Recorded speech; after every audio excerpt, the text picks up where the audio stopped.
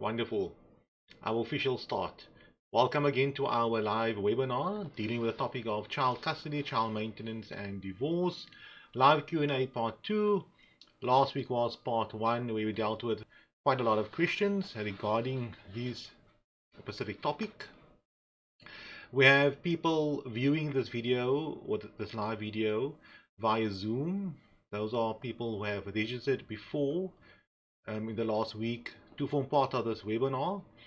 Quite a lot of questions were posed. About 13 we have today, dealing with various issues concerning child custody, child maintenance and divorce. If you have a question, those on Zoom, please feel free to put up your hand using the Zoom functionality, and I will unmute your microphone, or I believe you can do it. You can unmute your microphone, and then we can interact. And I call upon you to do that quite early in the webinar. This webinar is not intended to be any longer than an hour and 15 minutes, an hour and a half maximum. So if you have a question, please decide what the question is. Let us engage, let us interact, so that the community out there will be able to learn from our interaction. Nonetheless, those of you who have specific questions on Zoom, you're welcome to type those questions into the message section on the Zoom platform. I will periodically view those specific questions, and then we can deal with that as well. So that's the other platform via Zoom. For those of you who are watching this video via Facebook Live, we are streaming on various pages.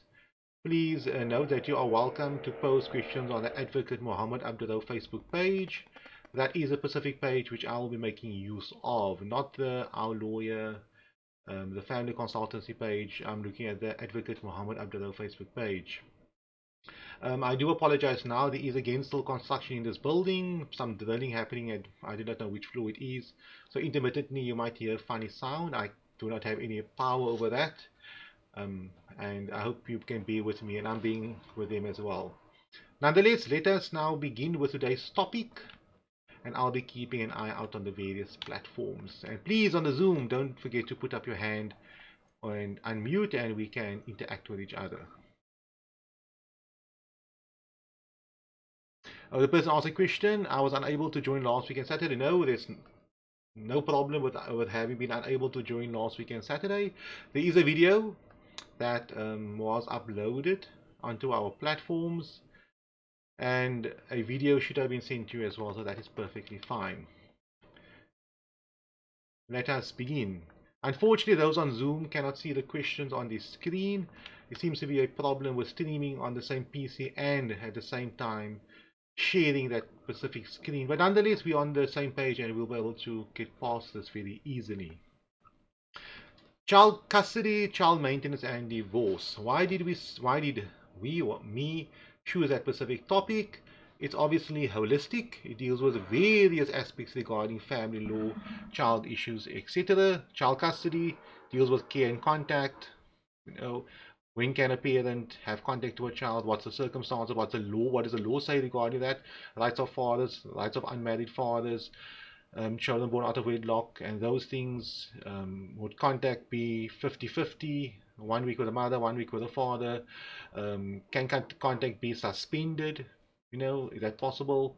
With that, I'm also dealing with issues concerning guardianship rights, child custody issues, parental consent, for example, a child applying to a school, an application for a passport, relocation to another country, going for medical procedure, etc. So those are guardianship issues.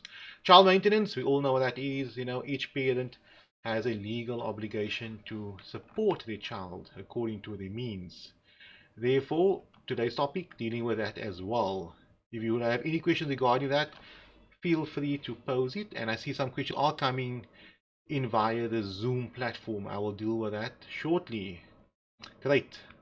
And as I said earlier, feel free to put up your hand and we can chat as well. So that child maintenance, we all know what that is about.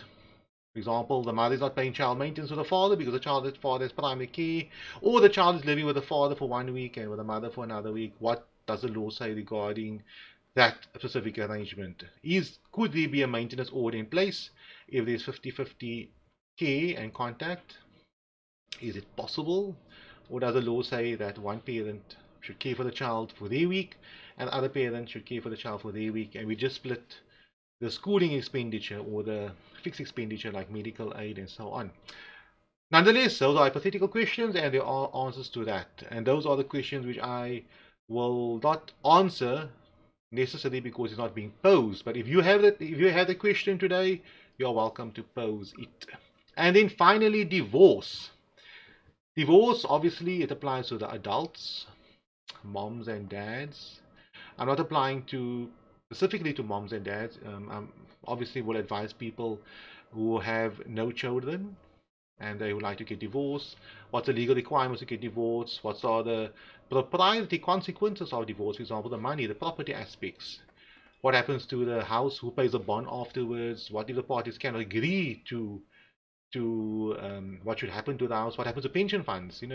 Does one party have a claim against the other party's pension fund?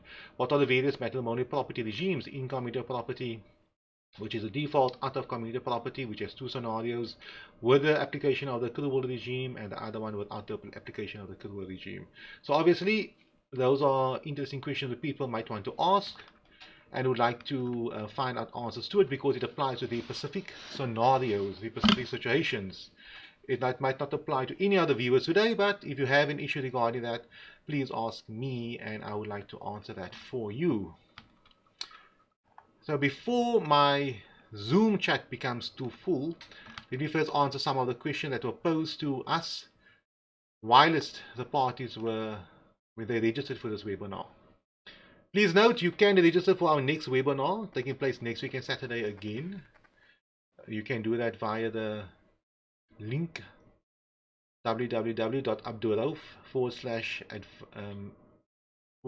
/ live 1. My apologies for that. So it's www.abduroaf / live 1. You can register for the next webinar. Unfortunately, I see it's not mentioned on our screen. So question number 1 from the Western Cape, my province. I think this was the first person that registered for this webinar. He or she asked the following: why is the judicial system failing me for 2 years for maintenance? Is this normal?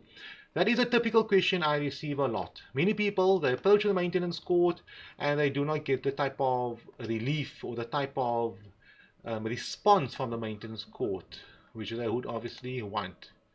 And so I generally have we apologize for this, what's happening here on the screen. Yeah, so I have generally a two-pronged answer to that. Number one, either maintenance court may be assisting you to the best of their capabilities, however, you are not getting the type of relief from the other side. So, for example, you want X amount of rands maintenance per month, but the maintenance court is not assisting you in getting that specific amount because the other party from whom you are claiming from does not want to cooperate, does not want to abide, does not want to comply with your request. That's the one scenario. So the maintenance court is assisting you, but you're not getting the result which you are looking for. The other scenario is the other party can clearly afford to pay the child maintenance, but the maintenance court is dragging their feet. They're losing the files. They're not subpoenaing the relevant parties. They're not invested in your specific matter. So that's the two scenarios which you apply. Sometimes, I think most of the time, I get the scenario where the maintenance court, unfortunately with respect to everyone, and not mentioning any courts, is not engaged or not invested in the specific file or specific case. The person mentioned something very interesting from the Western Cape. Mentioned the system failed me for 2 years. Now, we all know that COVID-19, I'm not making excuses here, but COVID-19 and the lockdown and the courts operating the way everyone operating the way they have been, has been a bit challenging for everyone. So, I do not want to make excuses, but that could have been part of the problem. We all know that courts, at the start of the hard lockdown, everything was shut down, everything was basically closed, and they opened up and they started operating in a very skeleton manner. Things were not so accessible, and I'm certain now they are operating much better. However, that could have affected the logistics of the matter. But that is still no excuse. The matter should obviously have proceeded. So, this is the advice I have to you. if you are having problems with the judicial system in obtaining child maintenance, if your scenario is number one, the other party is not complying with your request. So the maintenance court calls the parties in, they bring you in, they both parties are there, but he or she does not want to pay the child maintenance. Under those circumstances, I strongly advise you maybe to get some type of better legal representation to assist you in your matter. Because the system works, but the enforcement, the maintenance courts only have so much clause, they can only do so many things. So that is the one aspect. Maybe get legal representation to assist you regarding that. But if the situation or the scenario is whereby the maintenance court is very lax, they're losing files, they're not doing their job properly, that I do not accept at all. Under those circumstances, I will start complaining. Speak to somebody above. Speak to the court manager. If that person does not try to resolve this matter, go further up. Speak to the provincial minister of justice and make those complaints. So deal with those matters in that specific fashion, because the maintenance court is a creature of statute. They have a legal obligation to assist all parents in obtaining fair maintenance, and they're acting in the child's best interest. So that was question 1, and I hope I done justice question 1. Question 2 from the Limpopo province. It is as follows. If a guardian is appointed in a will but stays overseas, must they adopt the minor or make an application for guardianship in order to come and fetch the child? Very interesting question. Now, a child would obviously by default have two guardians under normal circumstances, the mother and the father. If the mother or the father passes away, one of them passes away and the other one is alive, then the other party is automatically the sole guardian, full stop. Even if the parent who passed away stipulated in the will, I would like to make my aunt or my sister or my brother the guardian of the minor child, that won't necessarily work, because he is a guardian who's alive, and this third party, why must this third party have any powers over the minor child? If the scenario applies to a fact whereby the parent who passed away was a sole guardian of the minor child, and that specific parent stipulated, I would like to have this party, and I'm using the example, my sister, for example, to be the guardian of the child, guardian of my child at my demise, then under those circumstances, the court will obviously, the law will obviously have to give effect to it, because in terms of the Children's Act, that is possible. But the challenge you have over here is you have a piece of paper stipulating that. How do you know that it's authentic? And you can't go right around the world when applying for a passport for the minor child, showing a piece of document calling a will. How do you connect all of these things? How do you know the person passed away in the first place? So you must move around, apologies, for the death certificate and with a will and try to prove all of those things. So my advice to you is to make an application to the High Court and have the High Court confirm that you are the guardian of the minor child. So that will be in terms of section 24 of the Children's Act, assignment of guardianship rights to interested third parties. So you will basically confirm that, for lack of a better way of stipulating it.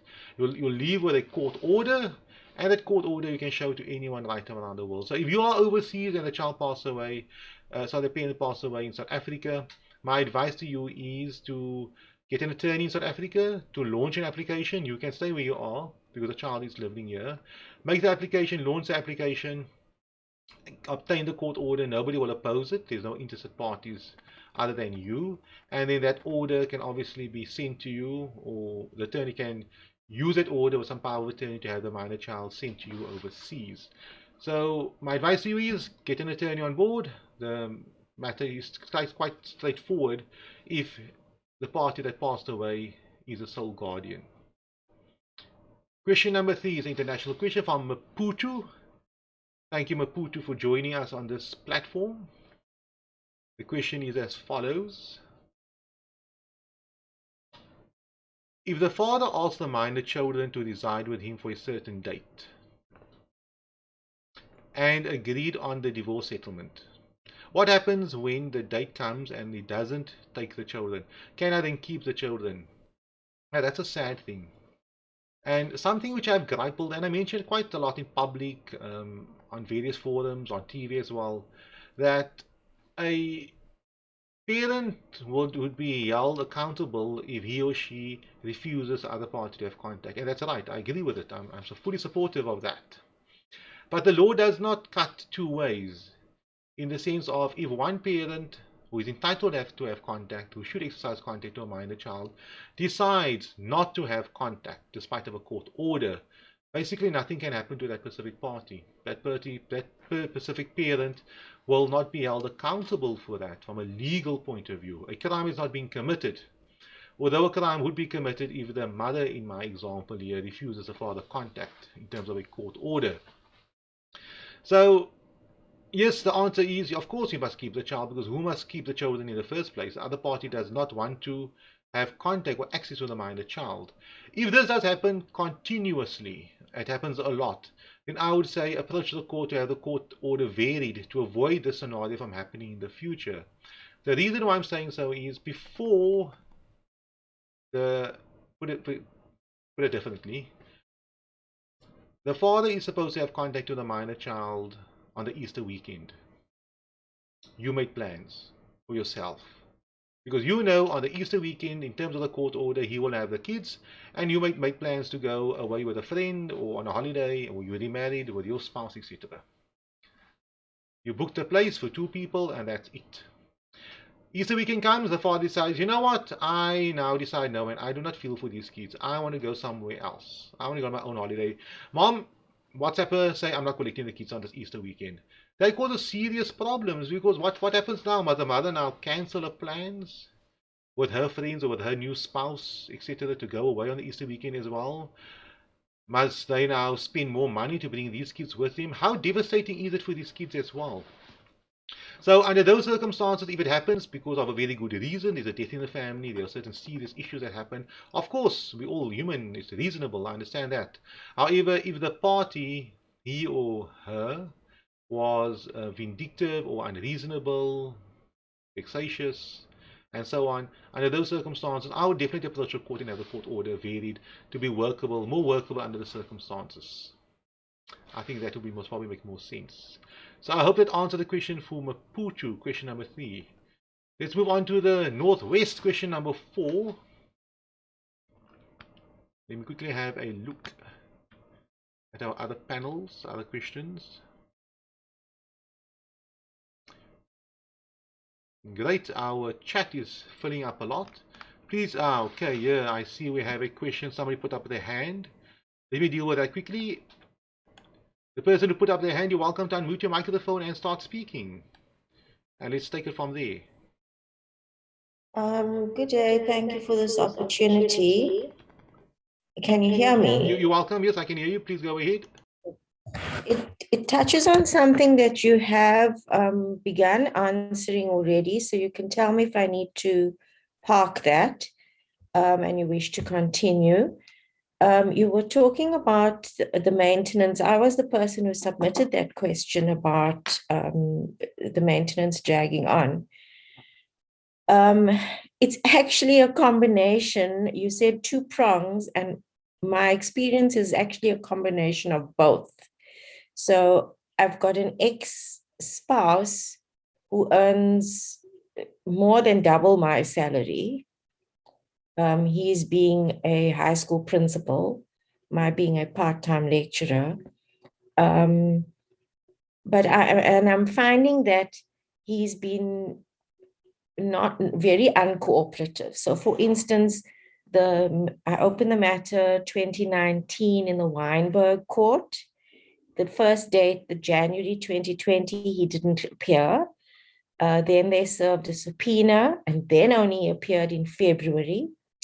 Unfortunately, by that stage, I'd been moved out of the home and couldn't continue staying where I was staying in the interim. So I then started renting a flat in Pinelands.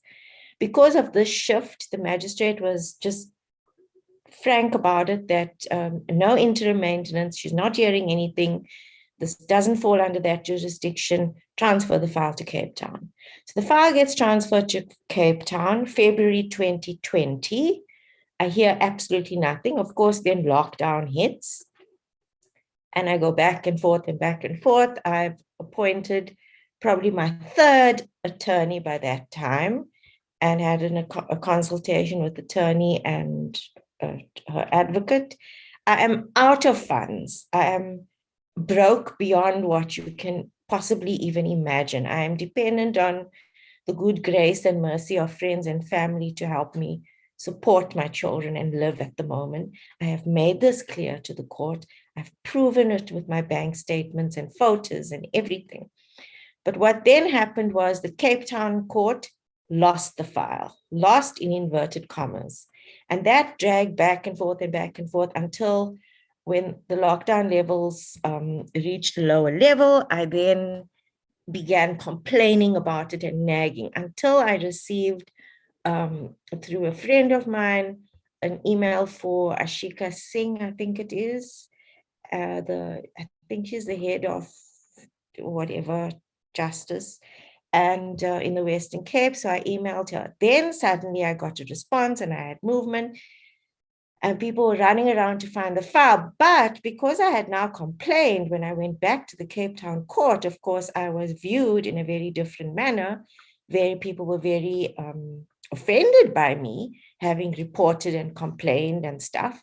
You know, I was seen as that person who had gone so high up and complained. So then they recopied the file. And then, of course, after they recopied the file, suddenly the file appeared.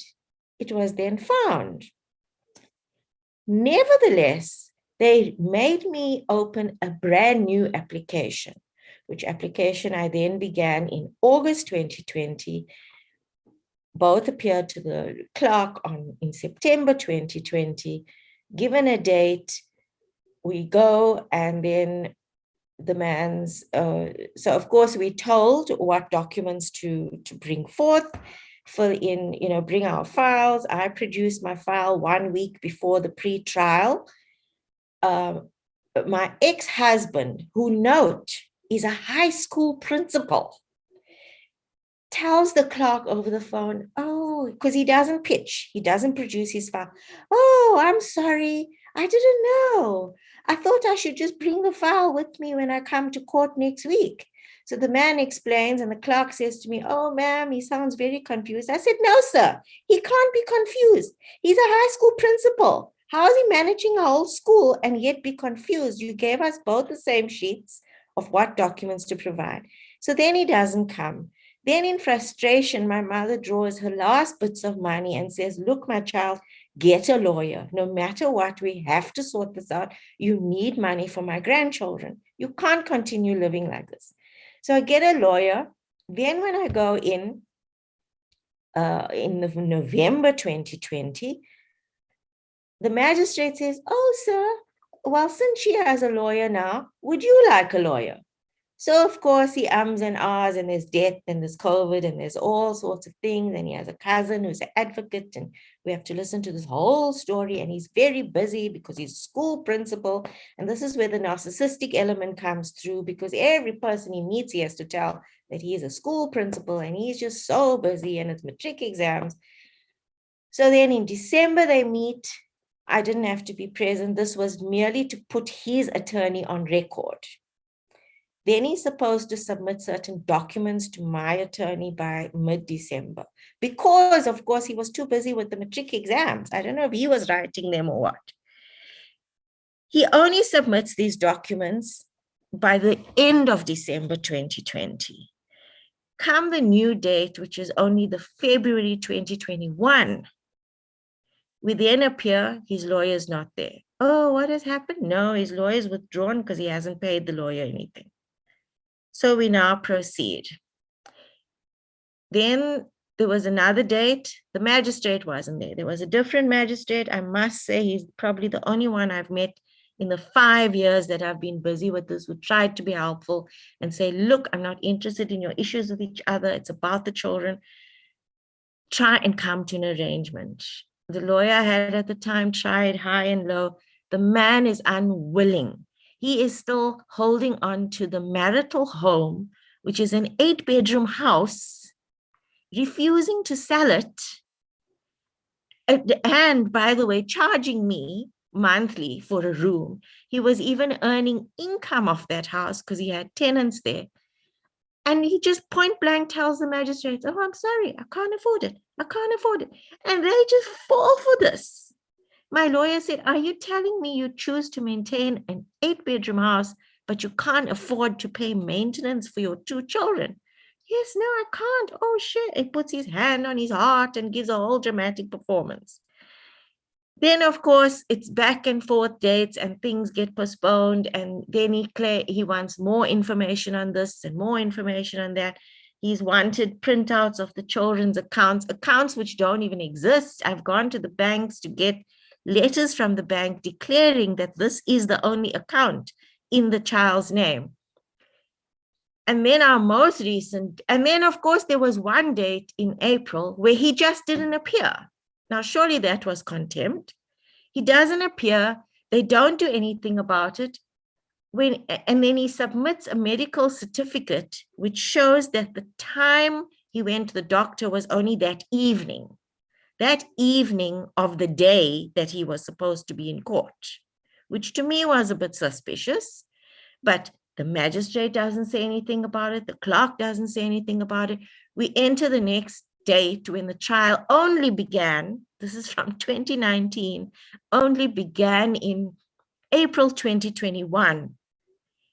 And the magistrate doesn't say a word about his contempt of court, not pitching. And now my last date was just postponed. We just got an email from the clerk saying, sorry, it's postponed. And I'm still waiting for a date.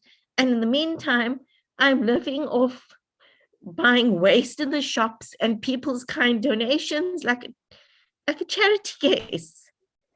Now, how can this be okay? But our wonderful president makes great speeches about gender-based violence. I've had my fill of dealing with I've tried to get I've been to the domestic violence court about psychological and emotional abuse. I've had no joy there. My entire experience of court, and this is why I asked our magistrates clued up on dealing with narcissists. The attitude of the magistrates at the Bishop Davis court was, oh, okay, so if he's not hitting you, okay.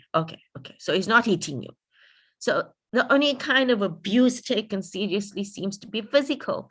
I've spoken to the court manager in Cape Town. She referred me to some different women's organizations. I call them. They say to me, no, they can only help me if it's a matter of domestic violence. I found the legal society. They can't help me. What do I do? Really, what do I do? I'm sorry for becoming so emotional, but this has really been an arduous process. Thank you. No, you're welcome, and thank you for sharing that with us. Now, your story obviously is something which I do hear quite often, and many people do not believe it because they think it only applies in theory, but not necessarily applies in their life. And that is exactly why these questions are being posed, and why all these people are posing these specific questions, because the maintenance courts are failing people. And also with my past webinars with Felicity and guests, with quite an activist in child maintenance matters, that is a narration coming from the what's happening in the maintenance courts. The government on paper draws beautiful legislation, beautiful amendments to the Maintenance Act, stipulating that now you can, blacklist a person, you can use Vodacom, MTN, and Cell C to get a person's details into the maintenance orders can be made based upon previous agreements and so on. However, the reality of the matter is the maintenance court needs a revamp. So to the caller, unfortunately, I can sympathize with you, and I wish I had a quick answer. Do this, do that, do that. I have a range of possibilities you can do, and my best scenario would be complaining to the ministers, complaining to the provincial government, because if there's apathy on the ground level from the maintenance court's point of view, clearly it's ongoing. So you might be the one file, and tomorrow someone else comes and they'll perpetuate the apathy, the nonchalant type of ways of dealing with these type of matters, and they need to be exposed. I'm not referring to any person specifically, you can quote me on this, but they need to be exposed. These officers, these maintenance clerks, if they aren't doing their jobs, and I know you have complained to the court manager, maybe they're also part of, the same type of attitude. Is this one of those things? We are overworked, we have many files, whatever the excuses are, but it is totally unacceptable. The Children's Act the Constitution, there is an imperative on the maintenance courts to do their jobs to ensure that maintenance is provided. So my advice to you is, I do not know how far you went up to the Ministry's office. Going writing to the radio stations, writing to the newspapers, to the TV, complain to them, explain to them your situation as you outlined it here. You've approached a maintenance court. This is the timeline. They're not doing their jobs. Let them get on board here. Let them now start consulting. I'm talking about the media with these maintenance officers. Mention names. Let us get some answers, because I think that will be the only way we can actually, get results without spending money on legal fees, because legal fees is so expensive. And the problem is, should you spend money on the best attorney or advocate, and that advocate now has to deal with a nonchalant court, I don't think you'll get your money's worth. So I sympathize with you. You're welcome to post any further questions. You have our email address. You're welcome to post any additional questions via email as well, and I hope I'll be able to assist you. But my advice to you under these circumstances, something that will not cost you anything, is to complain. And I do know, and I've said this because based upon years of experience, that if you complain to the right person, and the proper noise is made, people start doing their jobs properly. So I hope I have been some type of assistance with you, and you're welcome. I saw the comment you made now. Thank you very much. If you have any further questions and you would like to join us again and like to call in again, put up your hand and I will be happy to unmute you, or you can do that yourself. Thank you very much for that. Okay, let us go to question number 4, and at any time you're welcome to pose any additional questions. Question number 4 from the Northwest. How does one claim for past costs the prolonged maintenance dates the courts have led to me paying for everything, and the father says he will only pay for what the court said he should? Interesting question, and a question which many maintenance courts and officers do not know how to apply, and that's very sad and very strange. And I'm speaking about experience. The question basically being posed over here is, yes, we all know if you apply to the maintenance court and you apply for child maintenance, the order going forward is always granted. For example, okay, the father can afford to pay maintenance of X amount of rands. You should be paying that from the 1st of the next month or the 7th of the next month going forward. But what about the maintenance incurred for the minor child before the order is granted? Let's say the child is 6 years old, the father never supported the minor child.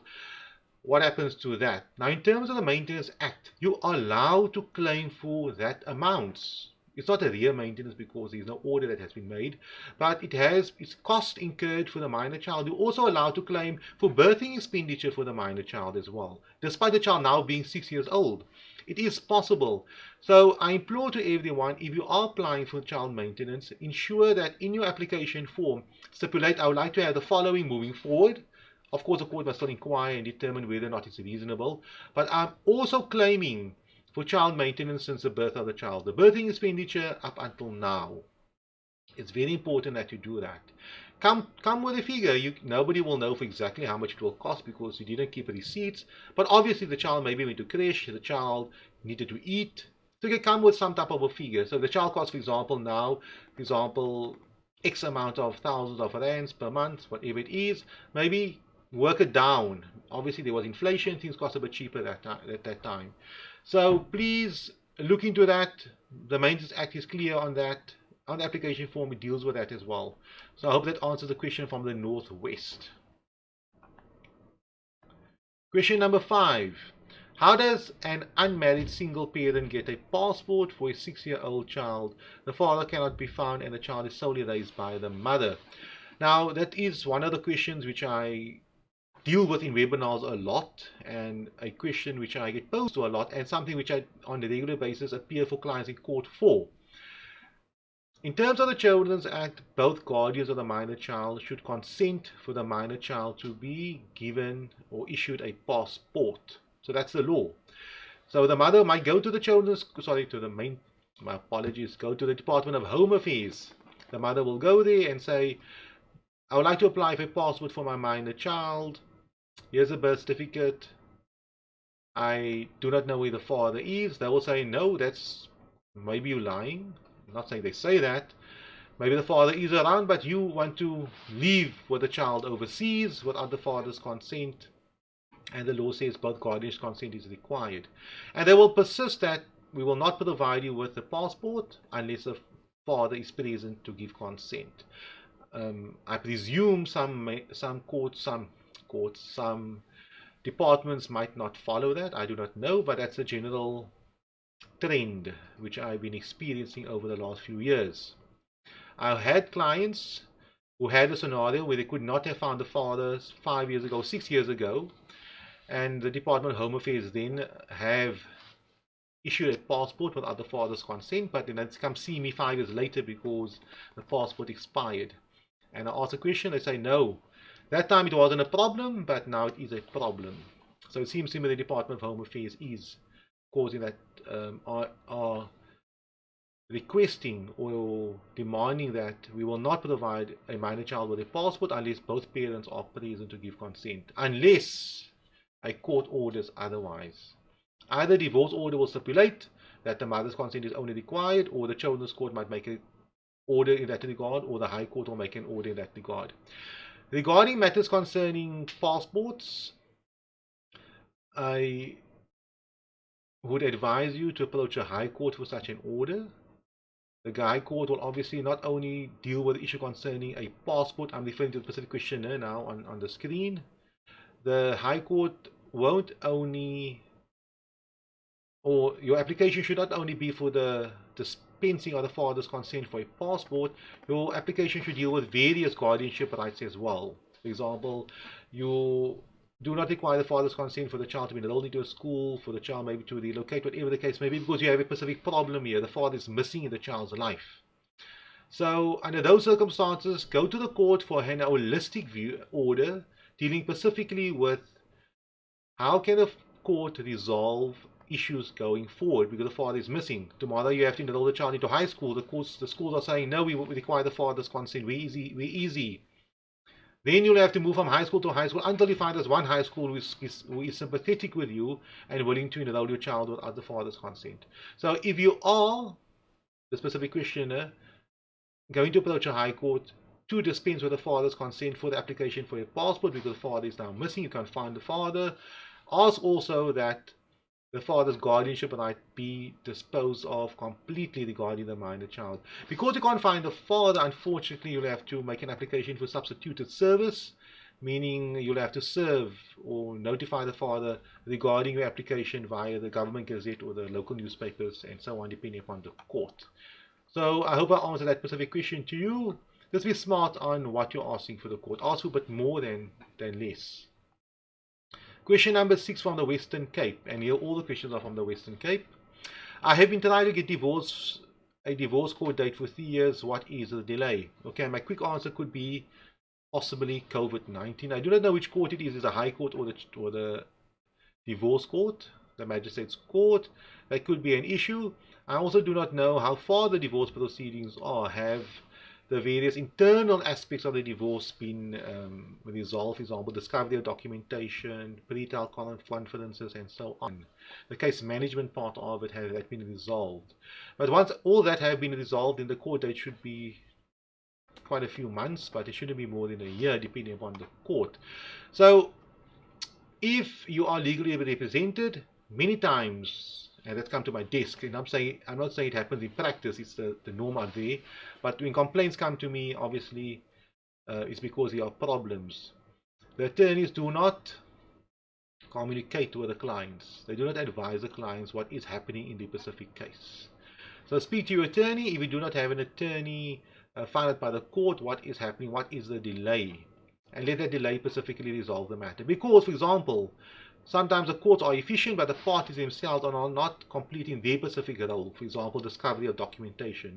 For example, if you would like to use a certain document in court at a hearing, for example, maybe a pension fund document, of a report from a professional, whatever the case may be, you have to disclose that specific documentation to the other side, discover it. And that could be something that can cause a delay in the finalization of the matter. Because no court will give you a court date unless the internal or the procedural aspects before the trial date has been resolved. I hope that answered that question for the Western Cape. Question number 7.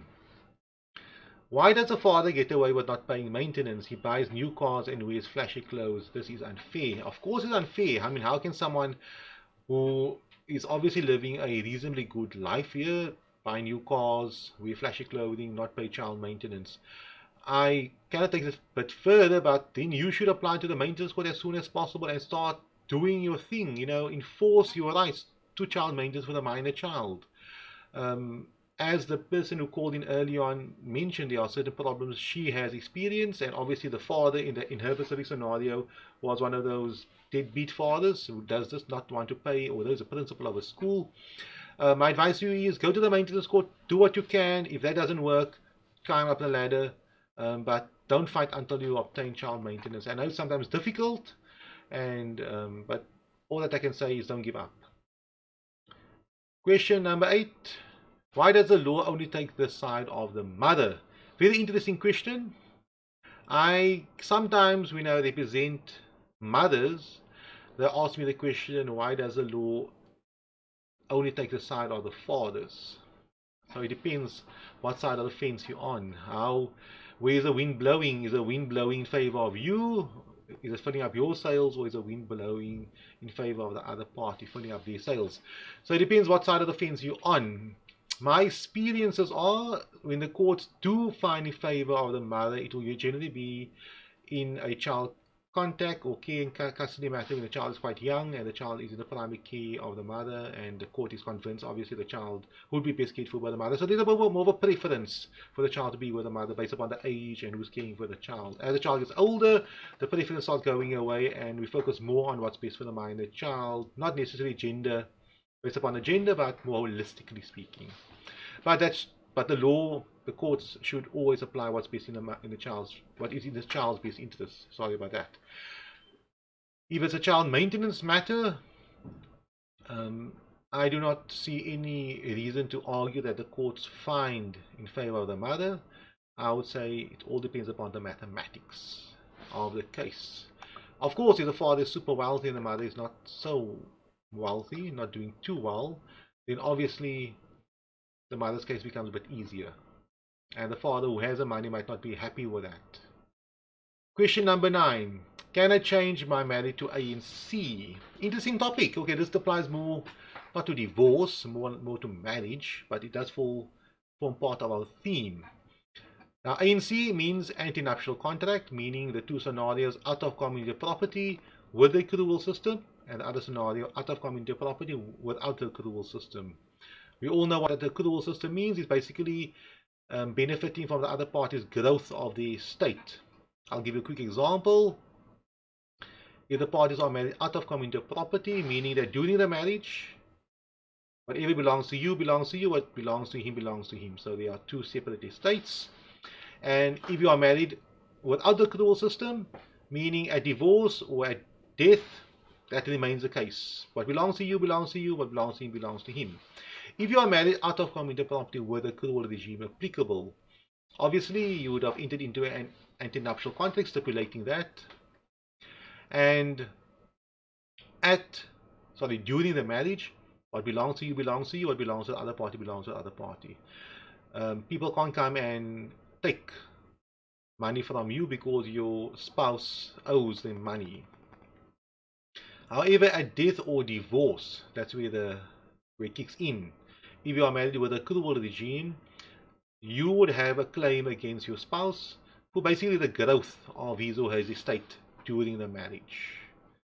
That's a quick and simple way of explaining it to you. So if at the start of the marriage your spouse's estate was worth, let's say, 100 rand, and at divorce his estate is now worth 1,100 rand, and your estate at marriage was 0, and now your estate is still worth 0 at the divorce, meaning your spouse had a growth of 1,000 rand and you had no growth, meaning that you would obviously be entitled to 50% of the growth of your spouse's estate, meaning you would leave the estate with 50 rand. Oh, sorry, 500 rand. My apologies for that. And your spouse will leave the marriage, my apologies, with 500 rand. So you can work it out that way. If your estate grew to 10,000 rand and his estate only grew by 1,000 rand, then obviously you will have to give him half the difference, which would be 4,500 rand, because you deduct the growth of your estate being 10,000 rand less the growth of his estate being 1,000 rand gives us 9,000 rand. The difference is 4,500 rand. So Yes, it is possible to change your marriage to an antenuptial contract. Basically, what the person is saying here, can you change it to out of community property? That would be an application to the High Court. It needs to be the High Court. It cannot be done in the Children's Court or the Divorce Court. You approach the High Court and you make an application to the High Court for the change of your matrimonial property due to out of community property. So that is possible. The court will grant that if the court is convinced that it will not be prejudicial to your creditors. That's one of the requirements. And of course, you must live within the province and so on. So that's question number 9. Yes, it is possible. Question number 10. Yes, there's only 13 questions. Okay, those of you who are online, please note you are welcome to put up your hand and I will deal with you as well. You will put up your hand on the Zoom and you can call in. And after question number 13, we will go to those specific questions on the Zoom. Question number 10. Can adopt a person who is 23 years old? Very interesting question, and not the first time that question has been posed to me. Can you adopt an adult? The answer is no. He's an adult. You can't adopt an adult. You can only adopt a child under 18, under 18 years old, yes. So 17 and below. Question number 12 from the Western Cape. Why do I need to undergo a blood test if I'm not the father of the child? Two scenarios. Number one would be child maintenance. The mother says, you are the father of the child, you should pay child maintenance. You say you're not the father. Of course, how do we resolve this matter? Be via blood test. That's unfortunately how it works. The mother will say, I was in a relationship with his father, didn't work out, child gets born, the father says, I'm not the father. How do we resolve it? We go and do a blood test. Question number 13. The last question from from the pre-registration. The mother does not want to work. The court sees nothing wrong. Okay. Why must I pay for all the school fees? Very interesting question.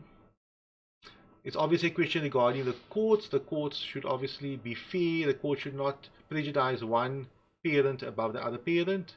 If the mother does not want to work, the mother must explain why she does not want to work. Is it fair? Is it reasonable under circumstances? If it's not reasonable, her answers are not reasonable, the court will obviously have to now force her to go to get a job. And the court should not see nothing wrong with the mother not wanting to work. But there is a specific scenario that could be applicable that says it makes more sense for the mother not to work and the father should contribute all of the minor child's expenditure. I do not have the scenario in front of me. All that I know is that the law says that each party should maintain a minor child according to their means. So the mother cannot decide on her own, I do not want to work, I will not be responsible for any of the minor child expenditure, but the father must be the one that works and he must pay for all the minor child expenditure. That is totally wrong. So I would implore upon you, bring that argument to the court and stipulate I can only afford to pay the following, or I will pay for everything so long, but the mother needs to show to the court that she is trying to get a job and she is trying her best to become employed. Thank you for that. Those are the 13 questions to the participants who have registered and posed questions. Many participants have not posed questions. There was quite a lot, quite a huge amount of people who registered for this webinar. Obviously, you do not have to join via the Zoom. You might be working, you might be shopping, you might be attending to certain things. But the nice thing about registering for this webinar is that you'll get a video later on and I would obviously deal with your specific questions. So let us now move on to the live questions on the Zoom. Let me just move that screen over here. Let me just sift through them. Sorry about that. Okay, the first question is, how do I deal with an ex-spouse who refuses to sell the family home and pay me half share? Okay, the court order says it should have been sold in December. Is this not contempt? Okay, let's deal with that. If the court order says it must be sold, it must be sold. And so you make an application to the court to force the sale of the property. And basically what happens is, if the other party does not want to sign any documentation, the court order will stipulate specifically that if he or she does not sign the specific documentation, the sheriff of the honorable court will be authorized to sign the documentation. So you make an application to court, you outline the facts, you outline to the court that there's a court order in place, that the property must be sold, I must get my half. The party obviously did not comply with that. The court makes an order that the property will have to be sold either by auction or private sale, whatever the case may be. And if the party does not want to sign, the sheriff will gladly sign and the property will be sold. So that resolves that matter. The unfortunate thing is you'll have to go to court and it costs some money for that. Yes, the same person who posed the question early on was, why does it take so long to obtain maintenance via the maintenance court? That question was answered early on as well. Then I have an additional question. What is the ratio of earning? What if the ratio of earning is very different? Surely then 50-50 cannot be applied. Of course, you do not pay maintenance based upon 50-50. You pay maintenance based upon your earnings, your proportion to your means. So if one party earns much more than the other party, of course, he or she must pay more money. However, it's very important to note that when we say means, we're not referring to only income, we're referring to assets as well.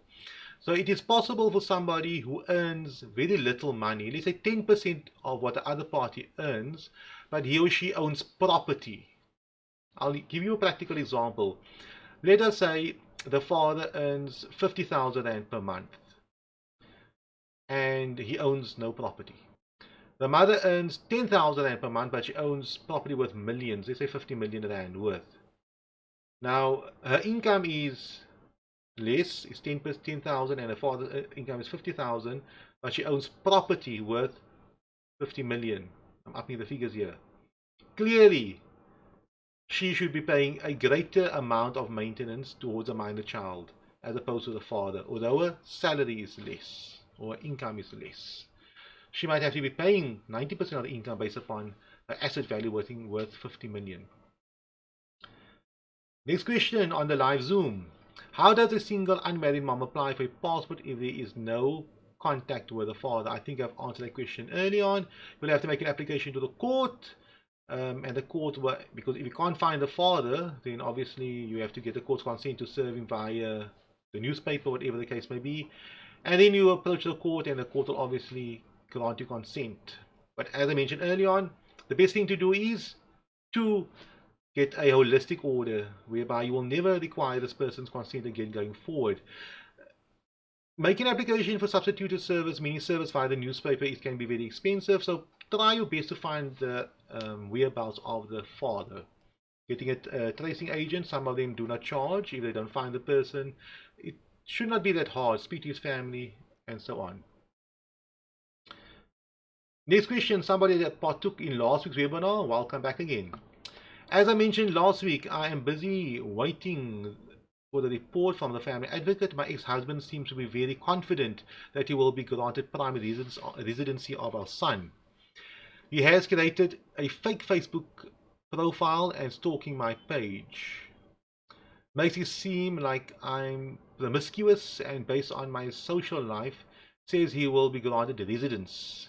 Does the family advocate take into consideration the social media status of a parent, or is it solely based on being an unfit parent? Yeah, I think the family advocates are past, looking at social media and let's say, you're living a good life. I mean, when you're dealing with these type of matters, you have to look at the matter based upon the facts of the matter. Who can care for the minor child better? So if you are somebody that enjoys partying and living the good life, and if you are promiscuous, I'm being hypothetically here, the question still is, can you care for the child? That is the bottom line. So if you go out at night, the child is well looked for after at home, and you go out and you enjoy yourself, you're allowed to do that as long as the child is being cared for properly. So I hope that answers the question. So what your ex-husband is doing, he's doing that, but I don't think the court will make a decision based upon that. There's so many other things to look at. It's like a car is worth, let's say, 500,000 rand worth, and now the tires are dirty. Doesn't make the car now less worth. The car is still expensive worth, So we don't look at the tires alone and make it say no, because the tires are dirty, the car is useless. We look at the thing holistically. So I hope I answered that specific question over there. The court will have to apply their mind to the matter and make a decision what's best for the child, just considering all factors. Another question, are magistrates trained to realize when they are dealing with a narcissist? I do not think they are trained specifically regarding that. I think they should be able to see it, if they are dealing with that. But sometimes with the limited interaction with this person in front of the court, they would not necessarily know that because a narcissist puts up a certain presentation, and you'll only know this person is a narcissist if you dealt with that person on a regular basis for months, or you lived with a person, or you in a relationship with that person. You do not necessarily find it out at the first meeting with this person. And I would imagine these magistrates meet with these people, you know, they wait 20 people before him or her. That person comes in front of him, puts their best foot forward, and the magistrate would not be the wiser. And a comment regarding that, good question to that person that asked about a narcissist. Another question.